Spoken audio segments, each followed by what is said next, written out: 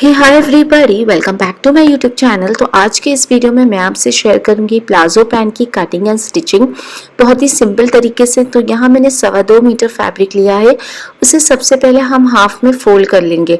ऊपर आप देखेंगे आपको फोल्डेड साइड मिलेगी, वहाँ से आपको मेजरमेंट शुरू करना होगा। तो सबसे पहले हमने 3.5 इंच पे एक निशान लगाया है। ये मेरा कॉर्ज कर्व है। अगर आप हेल्थियर साइड पे है तो आप 4 इंच पे एक निशान लगाइए। फिर वहां से आपको अपना हिप्स राउंड का मेजर लेना होगा। तो आपका जितना भी हिप्स राउंड है आपको 4 इंच लूजिंग ऐड कर लेना होगा। तो मेरे केस में मेरा हिप्स राउंड है 36, मैंने 4 इंच लूजिंग ऐड किया तो मेरा आता है 40 इंच। फिर आपको 4 से डिवाइड करना होगा तो मेरा आता है 10 इंच। फिर मैंने हाफ इंच और ऐड कर लिया है मार्जिन के लिए, जो मेरा सिलाई में दबेगा। तो 3.5 इंच के बाद आपको 10.5 इंच पे एक निशान लगाना होगा। तो टोटल ऊपर आपने निशान लगाया है 14 इंच का। सेम निशान आपको नीचे भी लगाना होगा 14 इंच पे। फिर दोनों ही पॉइंट्स को आपको क्रॉस में इस तरीके से ज्वाइन कर लेना होगा और आपको ये हिस्सा कट कर लेना होगा। ऊपर जो फोल्डेड साइड है उसे भी आपको कट करके अलग कर लेना होगा। तो यहाँ मैंने कट कर लिया है। अब आपको इसे प्लेस करना होगा। तो जो स्ट्रेट वाला पार्ट है एक दूसरे के ऊपर आपको स्ट्रेट वाला पार्ट रखना होगा। तो आप देख रहे हो, और जो क्रॉस वाला पार्ट है उसे क्रॉस पे रखना होगा। इस तरीके से आपको 4 फैब्रिक मिलेंगे। तो अब हमें ऊपर से 2.5 इंच पे एक निशान लगाना होगा और ये निशान को हमें स्ट्रेट में ज्वाइन कर लेना होगा।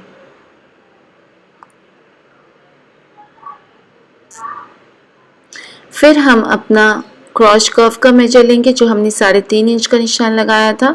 तो 3.5 इंच पे एक पॉइंट मार्क करेंगे। फिर जहाँ 3.5 इंच का क्रॉस कर्व निशान लगा है वहाँ से नीचे की ओर हम अपना आसन मेजर करेंगे।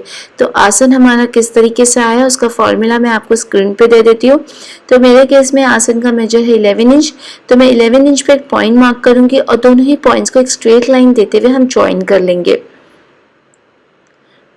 फिर नीचे भी हम बाहर की ओर इस तरीके से ज्वाइन कर लेंगे और अंदर से हल्का सा कर्व शेप दे देंगे। ज़्यादा डीप नहीं करेंगे, हल्का सा कर्व शेप दे देंगे। मेरा आसन का क्रॉस कर्व है।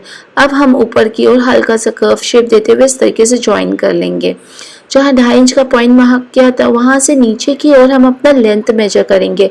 आपकी जितनी भी लंबाई है प्लाजो की आप 1 इंच एक्स्ट्रा लीजिए। तो मैंने 39 इंच पे ऑल राउंड एक पॉइंट मार्क किया है और इसे ज्वाइन कर लिया है।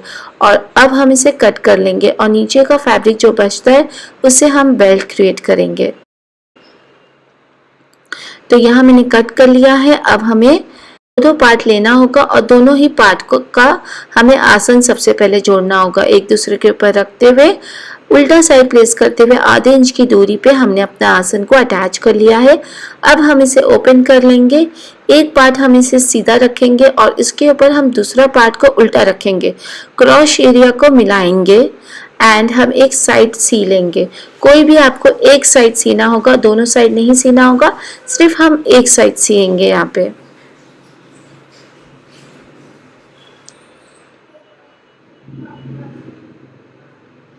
तो आप देख रहे हैं हमने यहाँ एक साइड सी लिया है। अब हम इसे ओपन कर लेंगे।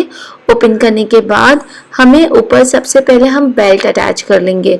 तो बॉटम से जो कपड़ा बचा था उससे हम बेल्ट कट करेंगे।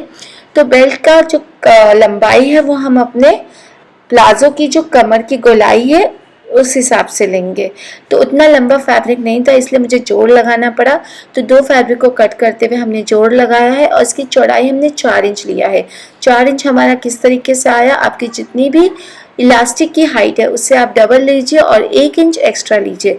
तो मेरी इलास्टिक की हाइट है 1.5 इंच, तो मैंने डबल लिया है तो मेरा आता है 3 इंच। 1 इंच एक्स्ट्रा लेते हुए 4 इंच। इस हिसाब से मैंने 4 इंच का बेल्ट कट किया है चौड़ाई में। और इसे पैंट को सीधा रखेंगे और बेल्ट को उसके ऊपर उल्टा प्लेस करेंगे और ऊपर की ओर आधे इंच की दूरी पे हम सिलाई दे देंगे। तो यहाँ मैंने बेल्ट अटैच कर लिया है। अब हम इसे आगे की ओर फ्लिप कर लेंगे।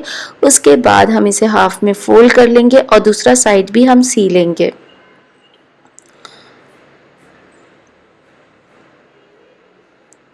और साथ ही साथ हम इनर लेग्स भी सी लेंगे।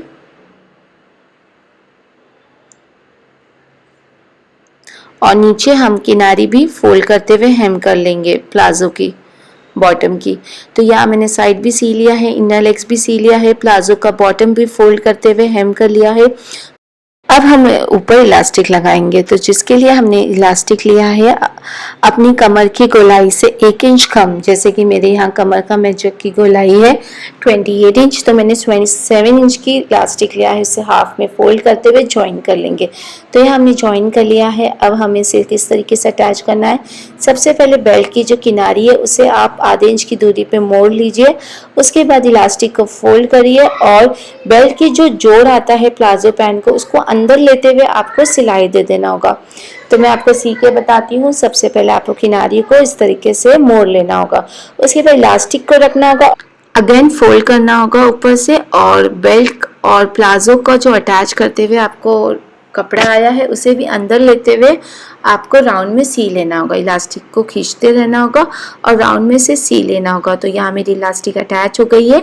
उसके बाद आपको सेंटर से भी एक सिलाई दे देना होगा। जब आप सेंटर से सिलाई देंगे तो दोनों हाथों से इस तरीके से आपको खींचना होगा और एग्जैक्टली सेंटर पे आपको सिलाई दे देना होगा। और आप देख रहे हैं मेरा प्लाजो पैंट बिल्कुल रेडी है।